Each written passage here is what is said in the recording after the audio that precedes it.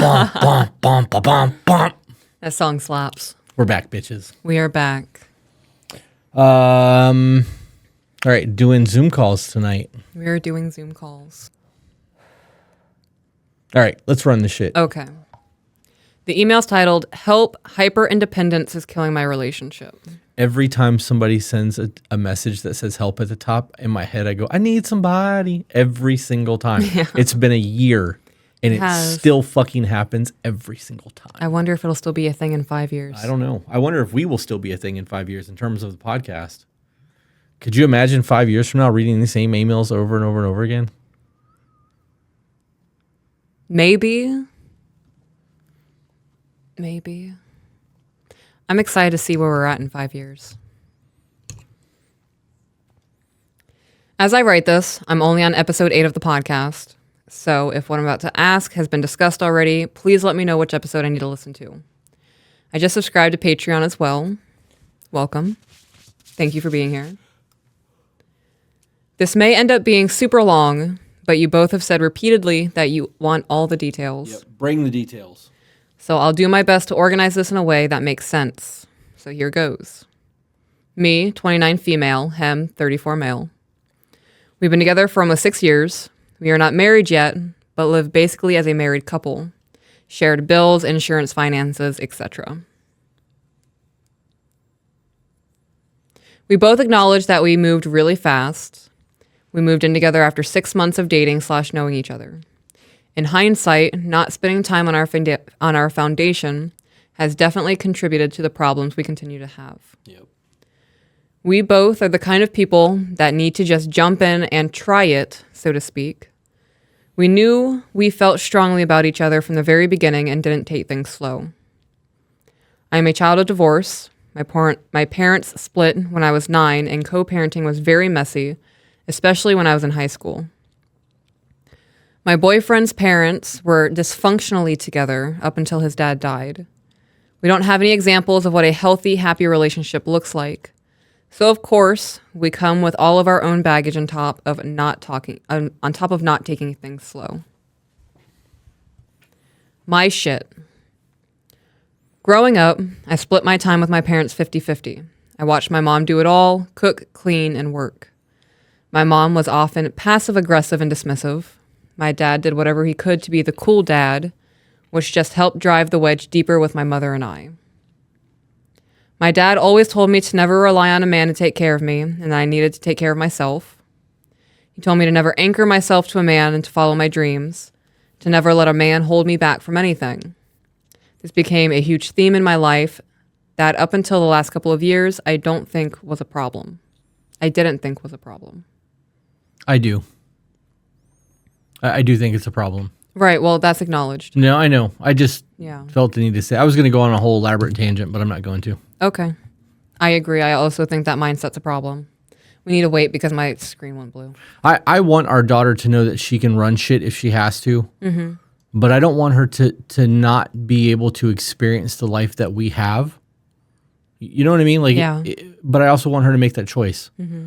But I don't want her to have that strong, independent woman mindset because you're adulting. Like, I don't think that's a flex. Right. It's taken me years to identify it, and a few of those years spent denying it. I am hyper-independent, and I now see the ways it makes me a shitty partner.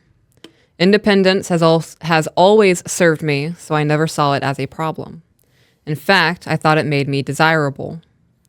Through my 20s, I've been an overachieving boss bitch who makes her own money and doesn't need a man to provide for her. I thought I was the ideal partner. Pause. How does that make you a boss bitch? Makes you an adult. I'm not a boss man. What, the independence? Right, because you can pay your own bills. I'm not a boss man. I mean, I am technically because I have employees. That does make me the boss. But being able to pay your bills doesn't make you a badass. Mm-hmm. You're an adult. Like, you are doing the same shit everyone else in the world is doing to survive. Right. I really, really think that mentality is toxic as a motherfucker. Oh, yeah. Okay. As somebody who lived with that mindset, I was... Oh, boy's getting it. He is getting it. With that mindset, it took a lot for me to acknowledge that I was at times very verbally and mentally abusive to my exes. Yeah. And it didn't serve you. No, it didn't. Yeah. I felt like I had a point to prove though. Yeah. And even if that meant that I had to hurt your feelings, you're going to understand that I'm independent and I don't need you. Yeah. When you constantly tell people that you don't need them, they know. Like, you only got to tell them once. Yeah. They will forever know where they stand in your life. And you shouldn't need anyone. You should want them. But that's never stated. It's never, I don't need you, I want you. Right? That's not the conversation. It's always, I don't need so-and-so. I don't need anybody. I can do this all on my own.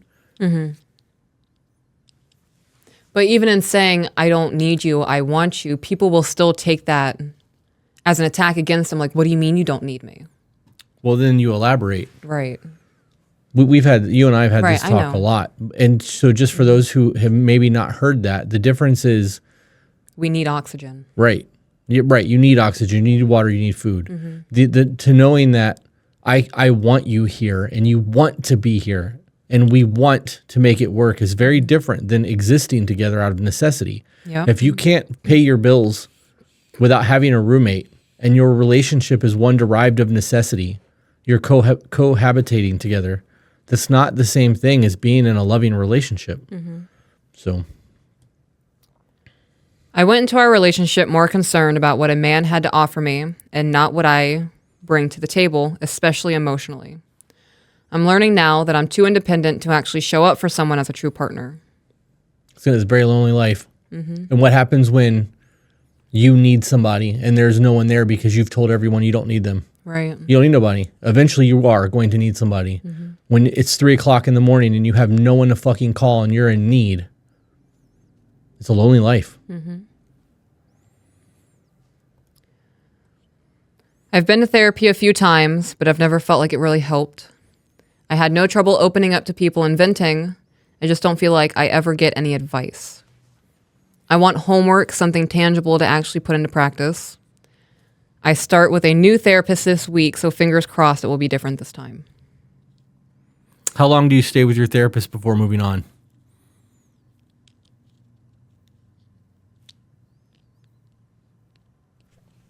This last time I was using my work EAP, which only offered 10 sessions. And then she was trying to get on with Kaiser, and that just kind of put a halt on everything. So I only did 10 sessions with her. Is that weekly? About 10, weekly I think, or is the monthly? max. That was weekly. Okay. So 10 sessions. And Yeah. you haven't been able to find anybody to get enough information from you in 10 sessions and 10 hours to start giving you homework? No, Okay. Definitely not finding good therapists then. I agree. Well, it sounds like it was just the one therapist.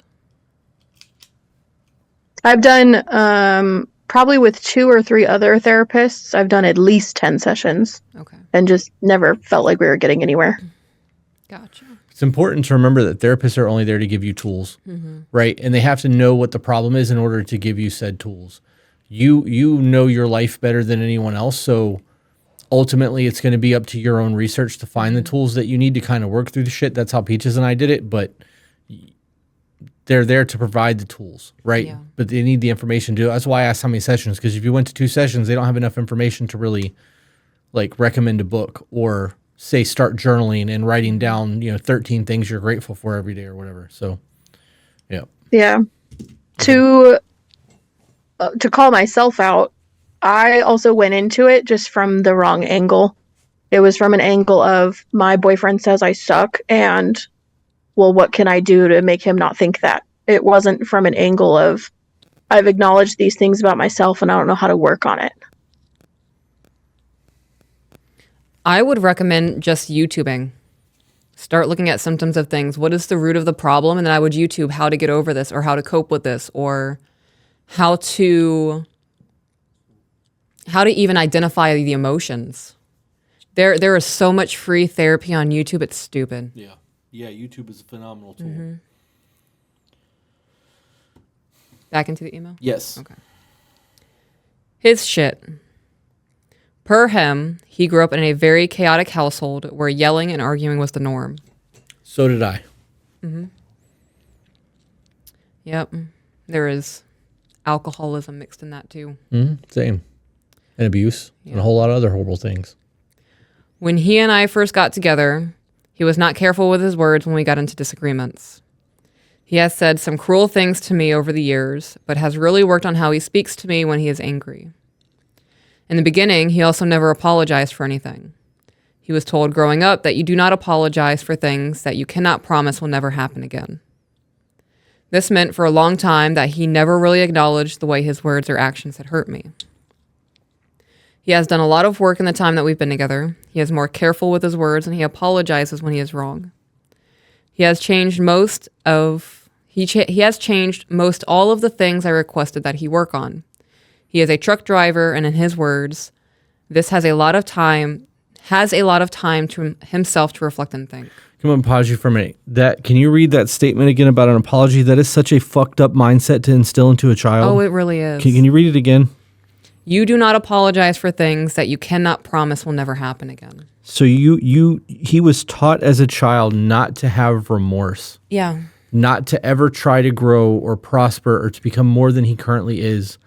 That is the definition of stagnant to me. Mm-hmm. That is such a horrible thing to teach a child. I was with somebody who has told me that. That's insane. Yeah. You apologize when you have remorse. Mm-hmm. That's when the apology comes. Not because you got caught. Not because you're trying to placate somebody. I'm sorry is when you actually feel remorse for what's happened. Otherwise, just change your actions. Hey, I realize that affected you. I'm going to try not to do that anymore. Right? That's enough. For me, that's enough because the changed action is going to show me that you care. So even in that scenario, if he believes the word sorry is taboo, I see that affected you the way that it affects you. I'm going to try to do better. Right? That should be at least an acknowledgement of I fucked up. Would that be enough for you if I did that to you? Apologizing? If I just said, I realize that affected you in a negative way and I'm going to do better. Because there's not an apology there. I would prefer that over I'm sorry. Yeah. Okay. Because that's acknowledging what was wrong and it acknowledges the fact that it hurt me. Right. Okay. Yeah.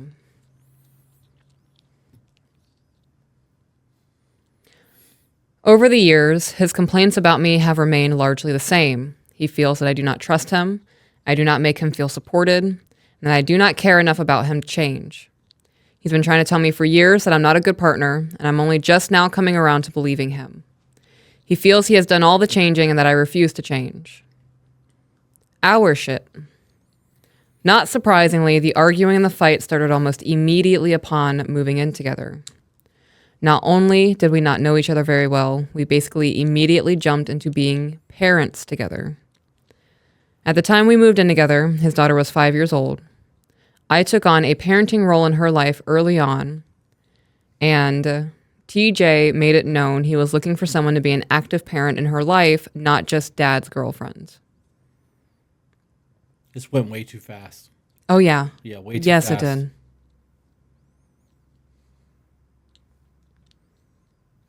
It took a year for me to introduce you to the children. Right.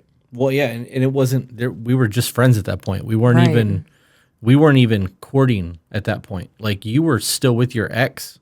Like you were with my best friend at that point. Like you don't bring people around your kids. Like, you didn't. I mean, No, I didn't. Right. Yeah. Yep. I actually didn't meet your kids on a meet my kids thing either. It was like a public thing. Yeah. So Yeah. Due to custody issues, up until this point, TJ did not have an established visitation schedule with his daughter. Around the same time we moved in together, a schedule was finally decided on and we got her on the weekends. I took my new parenting role and ran with it. I stepped on his toes constantly and insisted on my way when I felt that he wasn't doing enough.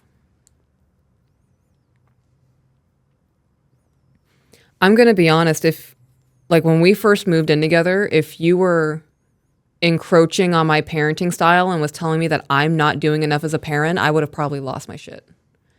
That is not how you approach that situation. I understand stepping into the step parent role and wanting to be supportive, but stepping on someone's toes and really just making them feel like they're not an adequate parent when you don't even have a child of your own, it's kind of ballsy in my opinion. right, but let's look. So did she say that she moved in with him, or did they move in together? How did she word that? They get a place together, or did she move in there?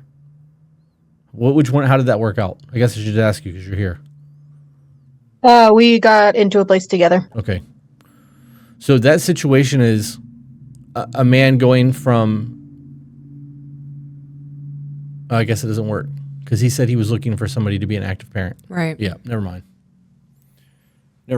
Yeah. It's important to have conversations on what parenting looks like, not just to be an active parent, but what does parenting look like to each other? Right. Has that conversation been had? Many, many times. Okay. Back into the email, babe? Yes. We fought almost constantly about it up until I finally took a big step back. At first, the intent was borderline malicious, deferring every parenting thing to him. Ask your dad was my answer to pretty much everything. But we eventually found a groove, and on that front, things are much better. That's dope. If I had just continued reading, Right. my question would have been answered. We fought about money over and over again. I feel it's something we could still fight about, but in a way, I feel I'd given up. Oh, so this is still a current thing. Right, like this isn't a past.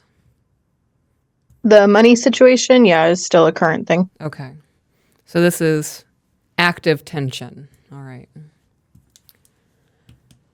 Debt used to really stress me out. Aside from my student loans, I tried my best not to have debt at all. TJ has trouble waiting for the things that he wants and is willing to make payments so he can have it now. We've taken on negative equity when trading in vehicles because the cost to repair it didn't seem worth it. Babe, back out of the email and go back in, please. I'm so confused. The wizards asked me to ask you to back out of the email and go back in. I'm assuming there was an update made to it.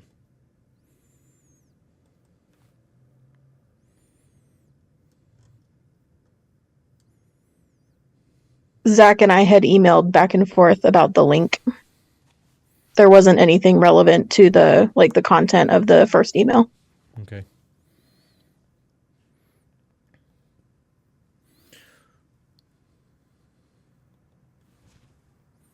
I'm just picking up where I left off. Yeah, Okay. I just did what he said. He said good to go. Oh, wait. Nope, that wasn't it. I don't even know where that came through. Did he text me? Oh, yeah, it was a text message. Just now? Yeah. Okay. I mean, it should be fine. Okay. All good, he said. Okay. Where was I?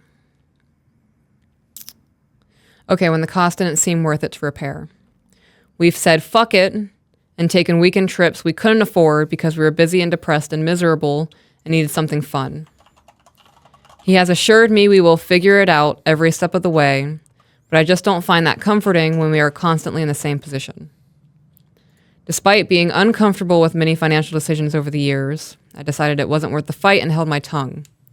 But in a way, I know I feel resentment towards him for leading us this way financially. I mean, you were enjoying those little surprise trips you guys were taking when you said fuck it. Unless you were just going along with it because you didn't want the argument, even then, I don't know, a resentment towards him and blaming the financials on him when you took part in the things that were going on. Like, you both made a decision to say fuck it and go and spend money that we didn't have.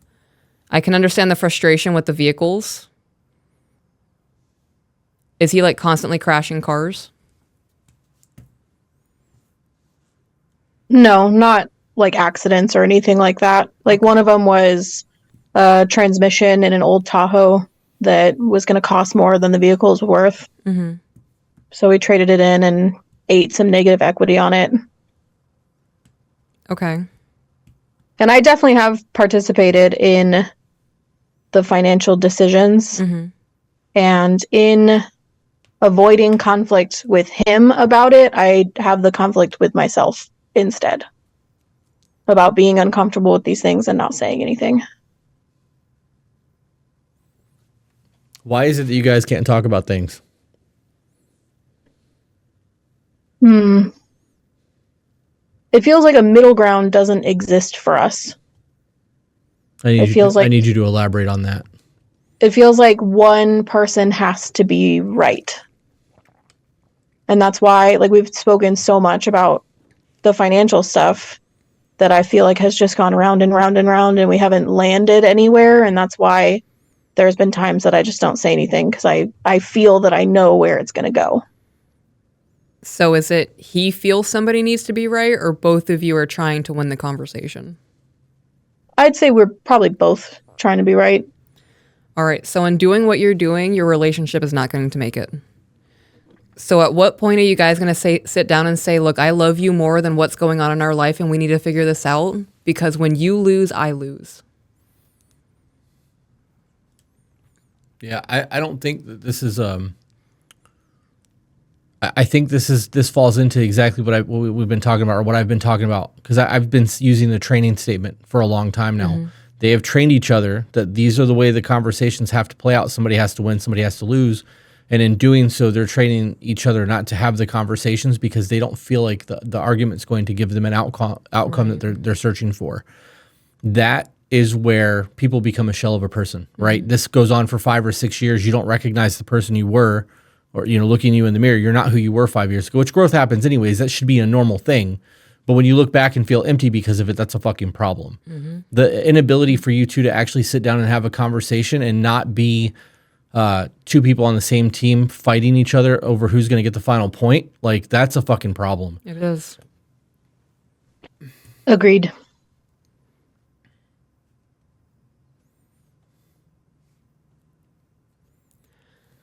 I consider his daughter to be my daughter too, and I'm not willing to just throw away our family.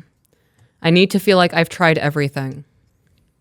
So, now a true traditional setup isn't really going to work for us financially. I currently work 2 jobs 6 days a week.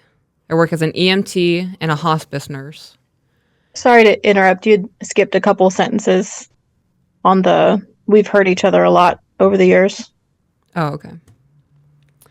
We've hurt each other a lot over the years, and sometimes it feels like it can't be fixed. We don't have small disagreements anymore. It's always 6 years worth of baggage when we fight. Right, because you guys you're not reaching resolution, and you're holding things in that could be a minor discussion until it becomes a big fucking deal.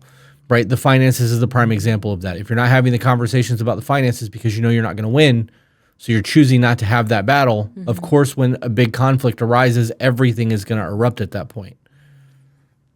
Yeah. That's why that happens. But when you have nothing in reserves and there's no animosity brewing and you have a disruption, it's a really mild conversation because there's nothing there that's already underneath of the surface bubbling.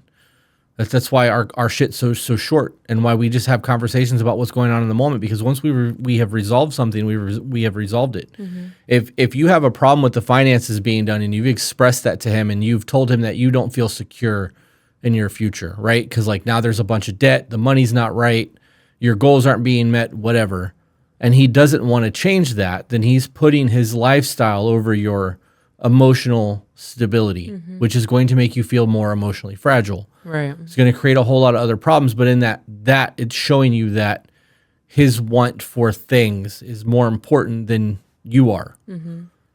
This is the body language. This is the nonverbal communication. This is reading between the lines. This is the 80% of nonverbal communication.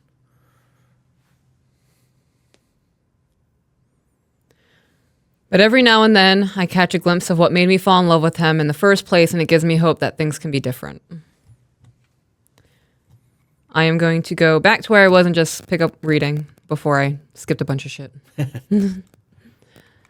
Your phone's popping, babe. Thank you. It's not my phone. I'm holding this. I mean, my phone's been here the entire time. That's where my phone's been sitting too.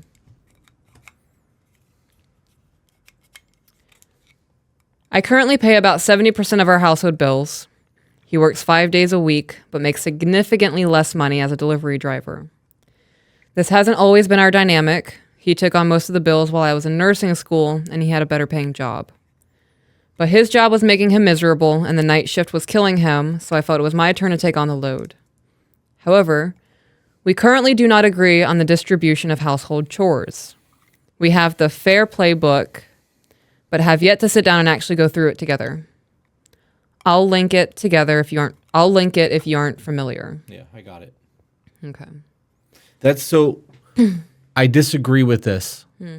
All of it.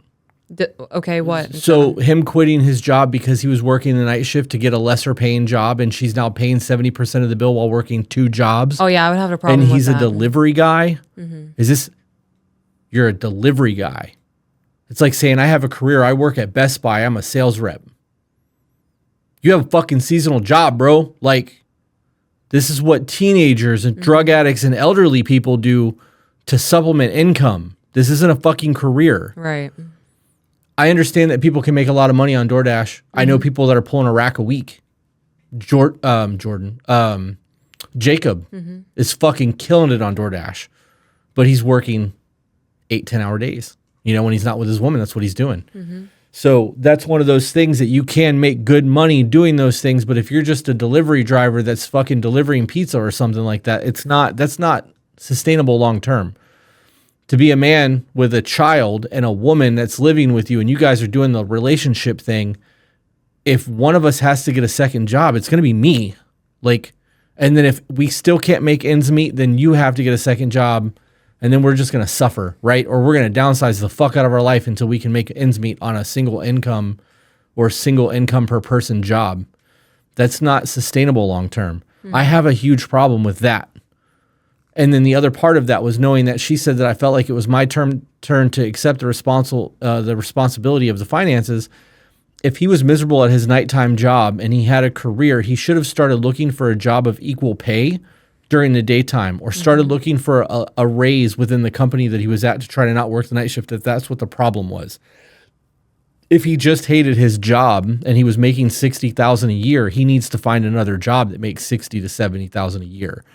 Not regress. You don't go down in income. Right. You know, if you have 5 years at a job doing a specific thing and you go to find another company, you now have 5 years of experience in what they're offering that pay to be. You can go to that company and go, I know what I'm worth.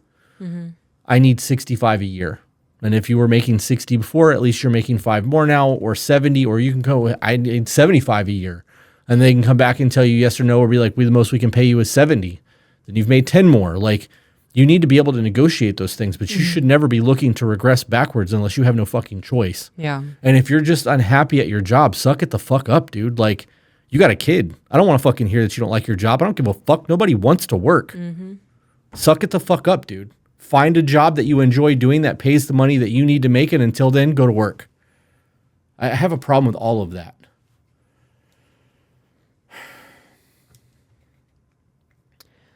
I know he's tired of trying to be a team with someone who only knows how to operate solo. I can tell I'm losing him, and I really can't blame him. He's basically thrown his hands up like I can't do this anymore. You're either going to figure it out or you won't. Understandably, he does not want to get married until I can show him that I can be his partner. So it's okay for you to be his financial support, and he gets to mooch off of your efforts. Because if you're paying 70% of everything, he's not even paying half. Right. How are you not a partner? How that isn't? I mean, that would be the definition of teamwork. Like, I'm doing all I can right now because this is all I can do, and she's holding me down.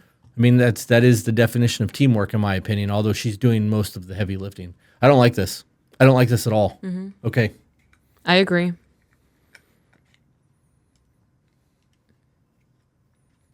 If you left right now, he would be fucked. Yeah.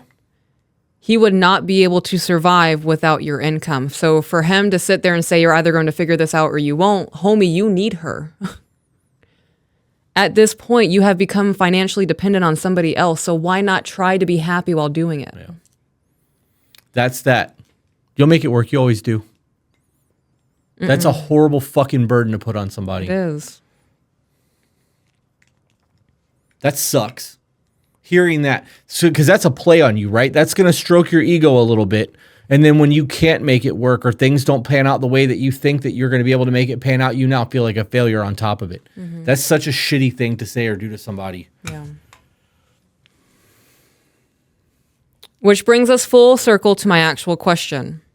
I never thought that I would be at all curious about traditional values given my upbringing, but I know something else needs to change. When I first saw your videos on TikTok, I noticed how you both looked at each other and how you speak about each other. I was immediately envious, thinking, wow, my man never talks to me like that. I want him to look at me like that. But I realized that I don't talk about him like that either. I don't treat him like Peaches treats Chris, and that's why he doesn't look at me like that. I want to give up my hyper independence. I want to lean into my feminine energy, as I have been in my masculine for far too long. I always thought the masculine part of me would just melt away if I met the right man, but I know now that it's going to take work on my end. I want to look at him. I want to look to him to lead. I just don't know how. Okay, pause, because there's a whole lot there. A real masculine man will put you in your feminine. Mm-hmm. I believe that. I do think that there will need to be work on your end because you're gonna have to accept that. That was no different than the tub conversation about you being a stay at home. Yeah. Right. You were already in your feminine with me, but that conversation was a transition that took time. The other aspect of that is she said that I don't talk about him or talk to him the way either. I don't treat him like that either. What does he? We deserve that because of the way that we treat each other. Mm-hmm. And women do control the intimacy, and you should engage and attempt that. And if it doesn't pan out, that's a different conversation than you never trying. Mm-hmm. My big question in all of this is, if this is truly what you wanted, why haven't you started implementing the changes? If you know what you want, it sounds like you're a motivated individual. You have 2 jobs. You're an EMT and you're working hospice, mm-hmm. right? Like you're not a stupid person. You obviously have intelligence to do these jobs, and you have strength. Mm-hmm. So why not start taking the steps to get what you want from this person? Is there subconsciously the doubt that this is going to be the person for you, though? Because I think that's really the bigger underlying thing here. That's what I'm getting from this. Mm-hmm.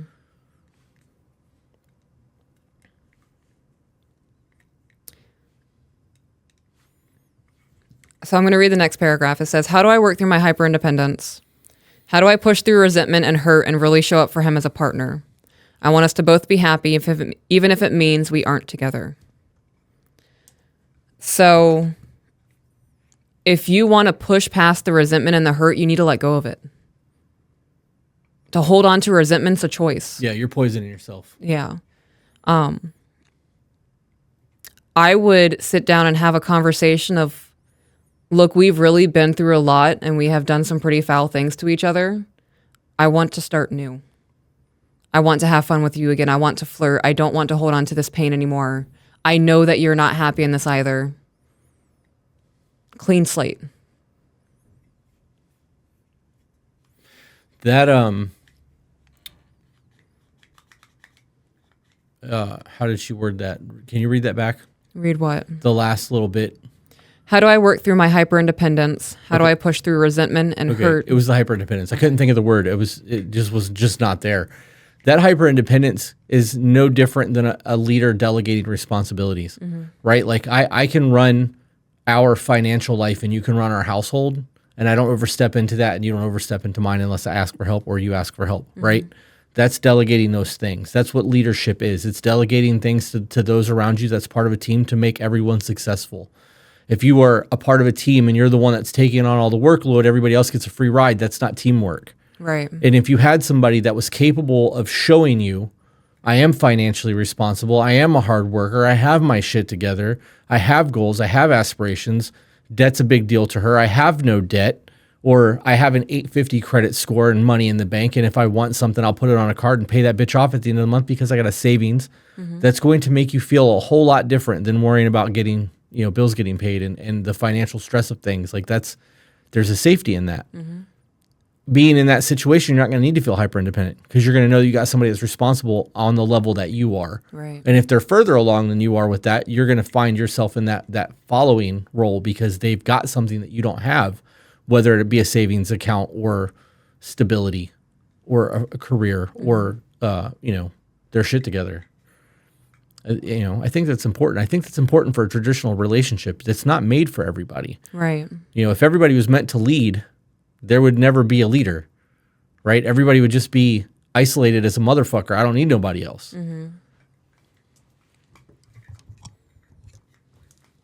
Finishing the email. If you've actually read through to the end, thank you. I know that was long and probably complicated. Thank you for sharing all that you do. It really makes a difference. Much love to you both. I hope the new year is treating you well. All right, so now that we've read your email, do you have any other questions or anything that we didn't touch on that you feel you would like us to answer on? Because we did throw out some hypotheticals. I don't really know. Without sounding like I'm making excuses for him, I'd like to elaborate on the delivery driver Okay. job. That might not have been the best way to put it. So the job that he left, he was gone 6 days a week. He's a truck driver, and he was doing what we call line haul. So we're in California, so he would be in Northern California, Oregon, Nevada for 6 days a week. Okay. He was missing time with his daughter. His drive time was always different day to day. And so he never got on like a good sleep schedule. And so he left that job. And what's he doing now? And now he works for they do like packing supplies. And so he still is a truck driver. It's just more of a daily driver job. So he's home every night. Yes. Okay, but he still took a decrease in pay. He did, yeah. Right. And that's where the issue comes in. He's still a truck driver. That's dope. But if he's taking that big of a hit in pay, there's got to be something there. Yeah. You working his second job so that he doesn't have to stress out so much is the problem. It just doesn't make sense to me. I understand that he wants to be around his kid more and like not have to do 6 days a week on the road. That's very hard on people. But like, you don't quit your job until you have something else lined up, and you don't regress backwards, especially when you have a family depending on you. That's just not how life works. My dad, sorry to interrupt you. My dad, JJ, my adopted dad, is a truck driver. My brother Brandon also drives trucks, and both of them drive in a point where they are home every single night, and they both make enough money to be the sole providers for their family. It's very possible. You just have to find the work to do it. And I know that you just said you're in California. That state's a fucking mess, especially with truck drivers. Like, I don't envy that at all. So maybe it might be time to get out of the truck driving game and find a different career and learn a trade, learn to weld or carpentry or something that is not quite as fucked with by the state of California. Which is exactly what he wants to do. So what's stopping him? The debt that we're working on right now. Our monthly payments are as much as our rent in debt. So we're not in a position to put him through school, to put him into a trade school. Have you looked into any grants? Because there are grants that are readily available. You can do it through the government. You can do it through the state. You can do it through the federal government. You can do it through the Mike Rose Dirty Jobs Foundation or whatever the fuck that's called. There are ways to get grants to go to school for trade jobs because they are so fucking hard to get right now. Nobody is wanting to take those jobs. Right. Everybody wants to work in a nice, cushy, air-conditioned building and not actually get dirty anymore. So there are grants. There are ways to do that if he really wanted it. He could spend a weekend doing the research on the internet and find grants to get paid for that shit. Yeah, I didn't know about that. Yep. Change is hard if you don't know the options are there. I would start looking into grants and start trying to find ways to get this going right now. He could even find OJT.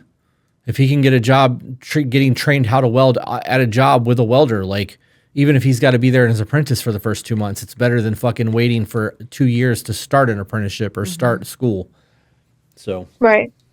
I was under the impression as an apprentice, you really don't make very much, which is fine if, the long-term goal is something a lot better. Right. Well, it depends on what you're doing. If you are a tattoo apprentice, you're not going to make money. If you're a welding apprentice or a carpenter's apprentice, you're working. That on-the-job training is a thing. You get paid for that. And if he's making shit money right now doing deliveries, shit money, he might as well do it in a way that's going to better his future versus driving a truck with no real end. Yeah. Somebody in the chat said if he's got a Class A, he can get into the power line industry. People are saying union iron workers. There's a lot. There's things that he can do there. He's going to have to do some research to figure that out. Yeah. We've agreed that it's his turn. We were dealing with me being in school for the last year and a half. So you have used the term, it's his turn, it's my turn. What's the long-term goal? Like, are we going to continue keeping track of who's doing what when? It is mostly that it doesn't feel possible for us to both do it at the same time. Like for me to go back to school and get my BSN, and for him, his ultimate thing is he wants to go to pilot school. But that doesn't feel possible for me to be doing my BSN, for him to go to pilot school at the same time. So that's mostly what I mean by, it's his turn to take the big steps towards what he wants to do versus my turn. Right. That makes more sense. That's mostly what I mean. That, I mean, having the debt sucks. You can get into a debt consolidation company. And if he's got credit cards and all that shit, you can get into a debt consolidation company and they can negotiate your debt down and it'll get you a smaller payment, but he won't be able to do anything with his credit for a long time. And it could ultimately give you the same feeling as bankruptcy, right? Because you can't do credit for 5 years while you're in debt consolidation or whatever the case may be. You can even look into opening a big line of credit to get a loan to pay all that down, because if you've got 25, 30% interest on something, you can get a loan through a credit union to pay all that down and have one payment. It is the same thing. There are options. There's always options. It's just a matter of doing the research to find out the best route for you guys. Right. And we've done the debt consolidation and we have bad habits and we just kind of keep doing the same thing over and over again. We've taken out the big loan to cover the credit cards and then didn't put the credit cards away and just have made poor choices and we're paying for it. That fucking sucks. So what's the plan to not do that again? Well, currently I am working and making almost double what I was making before and putting big chunks on our cards, trying to pay stuff off. Right, but once those cards are paid off, now you have more money to spend. So with the way that you guys spend and the way that you've explained things, it's very easy to live over your means. Definitely. So is there a plan in place on, like, this is going to be our play money for the month after we pay for certain things, and this is a savings account that is absolutely untouchable in case of an emergency, or? Yes. Okay. We actually just bought a safe and when we are deciding what savings, we pull it out in cash and put it in our safe. And that way there's an extra step to spend it, like to make it less tempting. Okay. And have you guys sat down and figured out what's going on mentally for you guys to impulsively spend? I feel like we're both just busy and sad and looking for things to feel better, to feel happier in the moment. Trying to put money towards hobbies or like things to do together. Chasing a dopamine response. Mm-hmm. Yeah, basically. So I know two people who are pilots personally. One of them is also an author. He writes books. Obviously, he's an author. He writes books. But he does private airlines now. He works for somebody who's a big dick in Verizon and owns 380 stores or something. So his job is literally to fly this dude all over the planet. The other guy works commercial. Neither one of them are home every single night. Both of them are working long fucking hours and miss their families, right? That's going to be the case. So if he can't do the driving thing because of the hours, why is the pilot thing going to be an option? And pilot school is not fucking cheap, and it's hard. It's hard to get your pilot's license. It is. He wants to go more the flight instructor route, not so much commercial or something like that. He wants to be a flight instructor. Don't you have to have so many hours as a pilot in order to get that? You'd be surprised how little it is, actually. Well, that scares me. Terrifying. A little bit. But it's something he's looked into. It's going to cost us I think $13,000 for him to get his pilot's license and then also get his CFI license, which is a whole heck of a lot cheaper than sending me to nursing school. But and as far as consolidating and things looking like a bankruptcy, we've already discussed we live in California, so we ain't buying a house anytime soon. That's just not happening.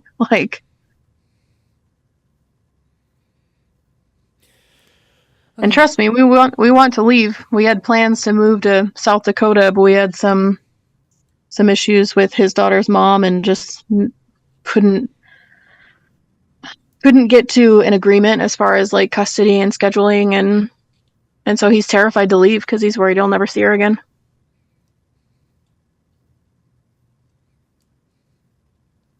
We actually have somebody in the chat who said, I'm currently training to be a pilot, and it's a lot more than you think. Yeah. Yeah.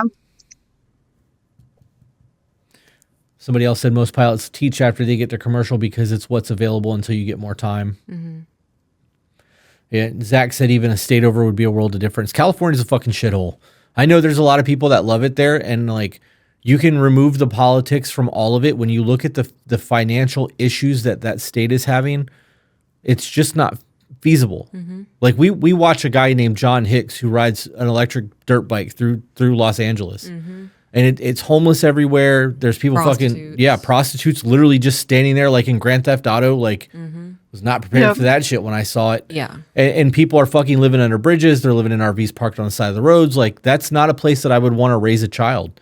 And if he's, South Dakota's a long fucking way from Cali, moving to Nevada or moving to, Arizona. Mm-hmm. Arizona's not that bad. I mean, it's not great, but it's not bad. It's better than fucking California. I got to be honest, that would be something that I'd be looking to do as well. So, yeah, he technically doesn't have any custody of his daughter, so he's worried about leaving the state because she has no obligation to like continue a visitation schedule. That's a whole other thing. Right. Trying to afford a lawyer and go back to court and. Right. Well, depending on where you're at, a 3 or 4 hour drive a couple of nights a week is not a big deal. Pick up on Thursday, drop off on, Sunday night or Friday and Monday, depending on how it works. School. Right. Well, I mean, that's what I'm saying, depending on how it works. Okay. You could be there Friday after school to pick the daughter up and drop her off Sunday night. Mm-hmm. I don't know what this visitation schedule is. It sucks to be in the car that long because that's a 6 hour round trip for you. Right. But, there are, it's 3 hours from California to Vegas, depending on where you live in California. But not saying that you should move to Vegas. Don't ever fucking try to raise a child in Vegas. Yeah, no. Yeah. It's something it's still kind of on the horizon, but I think we've agreed to just wait until she's a little bit older. Yeah, I wouldn't focus on moving out of the state, and I would focus on the immediate, like, fires that need to put out so nothing else catches on fire in the house. Yeah. Well, and deciding on if we're even going to keep being together feels like a big hurdle before moving out of state together. How long have you guys been together? Almost 6 years. 6 years in March. And he's made it very clear that marriage isn't on the horizon. Yes. That's a problem, right? Like, how old are you? I'm 29. Okay. So what happens in 5 years from now? You're 35 years old and it's still not an option. And you've wasted, 10 years of your life with somebody that you're hoping is going to get their shit together enough to be what you need in a partner. And then maybe it doesn't work then either. Mm-hmm. You know what I mean? Like, that's something that you really need to sit down and think about. I would really sit down and write out a pros and cons list of your relationship. Yeah. And the staying versus leaving. Mm-hmm. I don't want to say to leave your person because of your debt. And I need to make that clear because that's not what I'm getting at. There's a whole lot of other things here that I have issues with, which makes me lead to that point. But that's where I would start. I would start a pros and cons list of all the things that you are happy with in your relationship and all the things that you have issues with in your relationship, and then sit down and present it to him. Mm-hmm. Here are the things that you're doing really well. Here are the things that are not really well with us. I'm going to give you 30 days to start correcting these problems. And if these things don't start getting corrected, I don't think I can stay. Well, I think it needs to be a conversation if we should both sit down and do this. Yeah. Because that would feel like a massive fucking attack out of the blue if someone hit me with a pros and cons list and says you have 30 days to figure this out. Yeah. Yeah. Well, I mean, then tell him the same thing. Yeah, I think it should be a conversation of we really need to figure out if this is what we want. Let's make a pros and cons list and give each other 30 days. Yeah. My issue in that is that she's brought problems to him, and he said, you'll figure it out. Well, she also said that we'll figure it out. Will. Okay. I didn't hear that. Okay. Well, if that's... It's always, because I stress about some of these things, and he's always like, we'll figure it out. Okay. As like a team, we. Okay. Which... Yeah. No. I didn't hear that. No, because it was typed out in the email. He said, I can't do this anymore. You're either going to figure it out or you won't. Okay. So it then was I... said. Okay. Yeah. He meant like like as far as changing emotionally, like he can't sit around and wait for me to be more emotionally available to him, and that's something for me to figure out.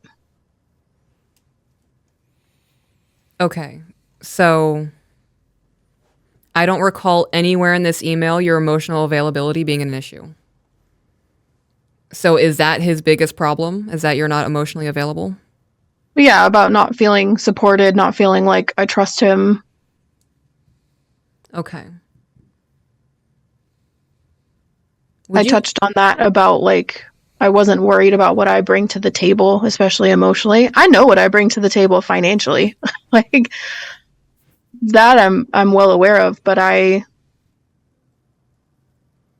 can be kind of cold emotionally because there's things that I'm willing to do for myself that I wouldn't expect anybody else to do for me.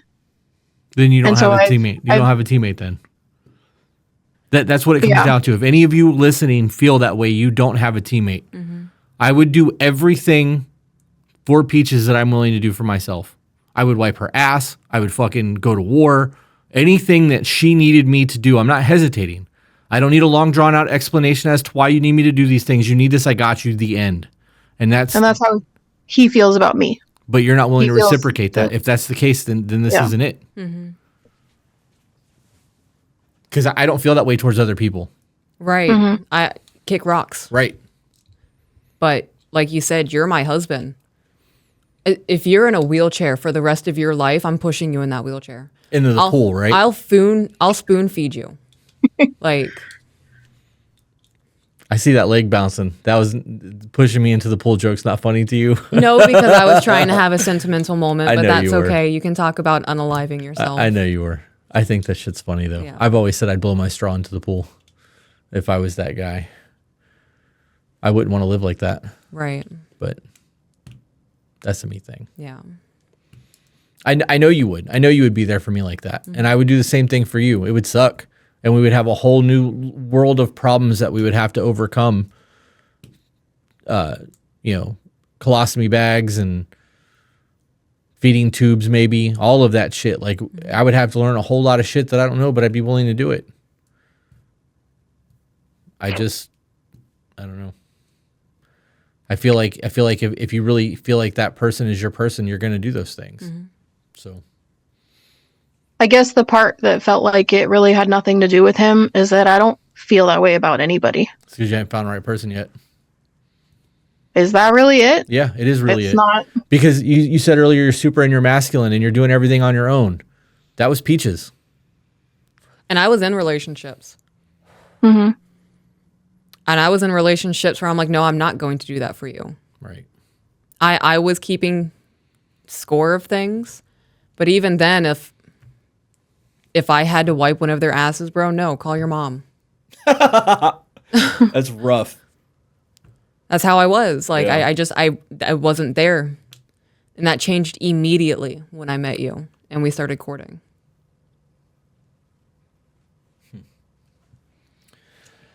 Yep. Zach wrote, the door is locked to all except those who hold the key. Mm-hmm. I really believe that when you find your person, all of those barriers, all of the boundaries that you've set that you are just hard-nosed, not going to fucking happen, changes. I mean, you look at the marriage conversation that we had when we first started courting, was not a fucking chance. And there was a big conversation between you and I over us actually even becoming a thing because you had kids and I didn't want to be in that role. Yeah. I gave up all that shit. They can call me fucking dad if they want to, bro. Like, I'm about that shit now. Pops is fucking here. Yeah. Right? Like, you find your person and things change. When that feeling of safety is there and knowing that no matter what, you're not fucking going to war alone anymore. Mm-hmm. The struggles aren't there. Shit changes. It just changes. I was in that mindset of if I ever get with anyone again, they're going to be my boyfriend. They're not going to be a part of the children's lives. Yeah. And when you were like, I don't want to do the dad thing, I was like, okay, word. Wasn't a big deal because like, you didn't we'll want have that sleepovers, anyways, right? Yeah.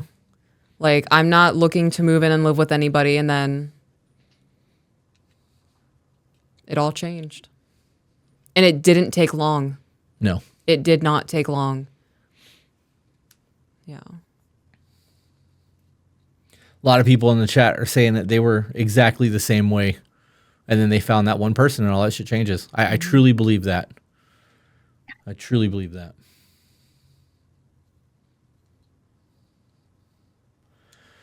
It's almost 9, babe. Yeah. You want to wrap this up? Yeah, I'm going to end it with it all boils down to what do you want in life? If you're not happy in this relationship and you're waiting for somebody to give you permission, the only person who can give you permission is yourself. It's okay to move on. It's okay to acknowledge that maybe some things went wrong in this relationship and things moved quick. Take it slow next time. And when red flags start popping up, don't wait 3 or 4 years to see how they play out. Address them immediately. And if their response is anything below your standard, I'm glad we tried this. I hope you're happy. Like, maybe in 10 years we'll catch up. Yeah, my big thing is if you're not happy right now, do you really want to waste the next 10 or 20 years repeating this process? Mm-hmm. You know what I mean? Like, yeah. I definitely think the pros and cons list from both of them should be had because it does give them the opportunity to correct things, but they're not married.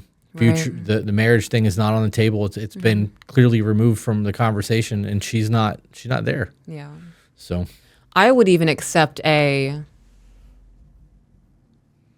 I don't know, like even if you and I were having these kinds of issues in the way, I don't know, but we work through things. So if we had a massive problem and you still proposed to me and you're like, look, I know that we're having issues. I believe that we will work through this because I fucking love you and I can't imagine my life without you. Yeah. Yep. Why are you looking at me like that? Because I can. Because that's it. Yeah. Right? I mean, that statement by itself is what people want. Yeah. Falls back to what we posted on the live stream earlier. People are lonely. Mm-hmm. They want to feel loved. They want attention. They want to feel like they fucking matter. Not everybody's going to give you all that. You know what I mean? Like if you have 15 boxes that need to be checked and only 3 of them are checked, that's not the fucking move. Mm-hmm. Because eventually you're going to meet somebody that checks all those boxes and you're going to be like, fuck. Yeah. Yep. All right. I'm going to kill the Zoom call. So thank you for coming on. We appreciate the Zoom. Hopefully we gave you some sort of insight. And if not, we at least gave you something to think about. Yeah. Definitely a lot to think about. Thank you. I hope you find your happiness. Absolutely. Thank you. I appreciate that. One way or another. Yep. Definitely. All right. Thank you guys. Yep. You're Have welcome. a good night. End meeting. Okay. I want Taco Bell. Yeah? Well, we can DoorDash. I'm actually hungry, and Taco Bell's way better than a cookie. Joanna asked, how do you know when you find that person? How did you know, babe? Because I went, oh, fuck, I'm actually falling in love with this person. Yeah. And I was scared of it. Why were you afraid of it? Because it was an emotion I've never felt before. Like, I thought I knew what love was until you. Huh. Do you think that people just experience love in different fashions? I think people experience obsession and lust and think that that's love. Yeah. I know that you can love people differently throughout your life. I mean, obviously relationships are different. Right. But I don't know. I knew you were my person when you saw me at my worst and still told me that I was beautiful. Yeah. That's all it took. That's the life hack, guys. When they're ugly crying in the shower, tell them how hot they are. No, not just ugly crying. I am spelling out my demons for you. Yeah, no, I know. I couldn't let that go, though. Yeah. That was funny to me. I knew Zach was going to sing I Want to Know What Love Is. I almost did it when you said it. Yeah. Yeah. Yep. All right, let's wrap this up. I'm now hungry too because you said Taco Bell. Thank you guys for being here tonight. I hope that there was some information that you guys were able to take away from this. Yeah. Hopefully you guys got value from it. Mm-hmm. With that being said, guys, we will see you on the next one. Good night, guys.